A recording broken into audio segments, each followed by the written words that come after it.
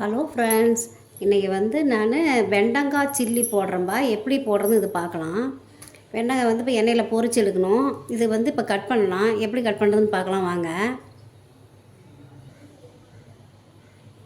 இப்போ வெண்டங்காயை 2 பக்கம் நம்ம கட் பண்ணிக்கலாம். கட் பண்ணிவிட்டு நீட்டை வாக்கில் நம்ம இப்போ அறுத்துக்கலாம். நீட்டை வாக்கில் 4ஆக கட் பண்ணி இப்போ சில்லி போடலாம்பா. எப்படி சில்லி போடுறதுன்னு பார்க்கலாம்.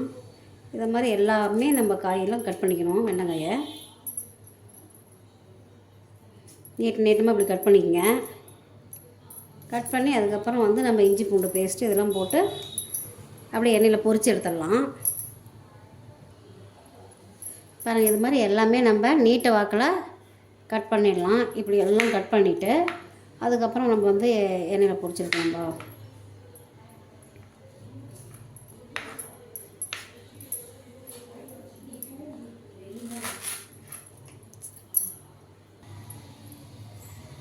பாருங்கள், எல்லாமே கட் பண்ணியாச்சு. இப்போ இதில் நம்ம இஞ்சி பூண்டு பேஸ்ட்டு, கார்ன்ஃப்ளவர் மாவு இதெல்லாம் போட்டு நம்ம இதில் மிக்ஸ் பண்ணலாம். இந்த விதையெல்லாம் நம்ம எடுத்துடலாம்பா. விதையெல்லாம் எடுத்திங்கன்னா தான் அதில்னா எண்ணெயில் எல்லாம் கொட்டும். விதையெல்லாம் எடுத்துடலாம். விதையெல்லாம் எடுத்துட்டு நம்ம இப்போ இதை இப்போ கலந்து வச்சிடலாம். எல்லாமே இஞ்சி பூண்டு பேஸ்ட்டு, கார்ன்ஃப்ளவர் மாவு, மிளகாத்தூள் இதெல்லாம் போட்டு இப்போ கலந்து வச்சிடலாம். அது எப்படி செய்யுதுன்னு பார்க்கலாம் வாங்க.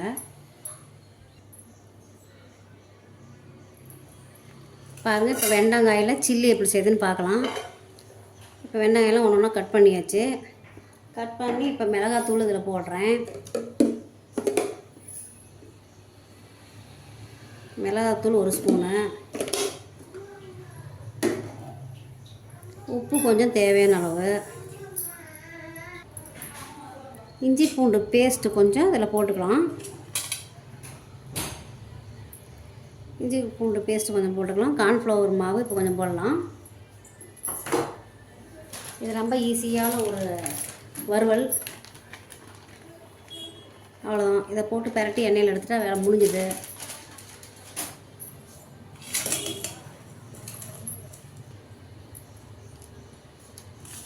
பாருங்கள், இஞ்சி பூண்டு பேஸ்ட்டு, கார்ன்ஃப்ளவர் மாவு, மிளகாத்தூள், உப்பு கொஞ்சம் போட்டேன். இப்போ புட்டிங் கலர் கொஞ்சம் சேர்த்திக்கிறேன். கலருக்கு இதை போட்டு இப்படி பெரட்டி ஒரு 10 நிமிஷம் ஊற வைங்க. 10 நிமிஷம் ஊற வச்சுட்டு நம்ம அதுக்கப்புறம் எண்ணெயில் பொரிச்சிக்கலாம். ஒரு சில்லி மாதிரி இதுவும் நல்லாயிருக்கும். பருப்பு சாப்பாடுக்கு நல்லாயிருக்கும். சாம்பாருக்கு சைடிஷ்ஷு இந்த மாதிரி கலந்து ஒரு 10 நிமிஷம் ஊற வச்சுட்டு அதுக்கப்புறம் எண்ணெயில் பொரிங்க. அவ்வளோதாங்க, இது ஒரு ஈஸி.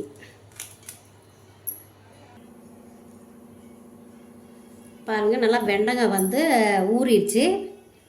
நல்லா ஒரு 10-15 நிமிஷம் ஊற வச்சிட்டேன். இப்போ நம்ம எண்ணெயில் பொரிக்கலாம். இது வளவளப்பாக தான் இருக்கும். எண்ணெயில் போட்டோம்னா நல்லா மொறுமொறுன்னு வந்துடும்.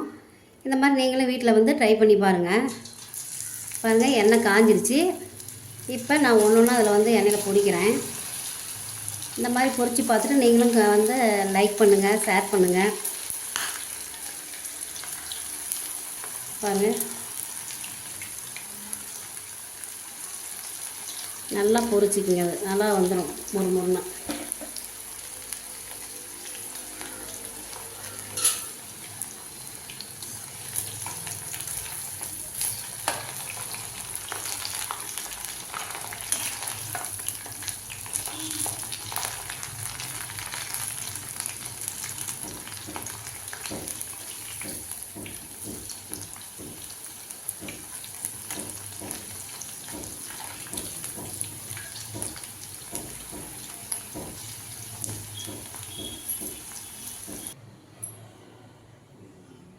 பாருங்கள், வெண்டங்காய் சில்லி ரெடி ஆயிடுச்சு. இது வளவளப்பாக தான் இருக்கும். பெனைக்குள்ளே நம்ம எண்ணெயில் பொரிச்சோம்னா நல்லாயிருக்கும். இந்த மாதிரி நீங்களும் ட்ரை பண்ணி பாருங்கள். பார்த்துட்டு பிடிச்சிருந்தால் லைக் பண்ணுங்கள், ஷேர் பண்ணுங்கள், சப்ஸ்கிரைப் பண்ணுங்கள். தேங்க்யூ.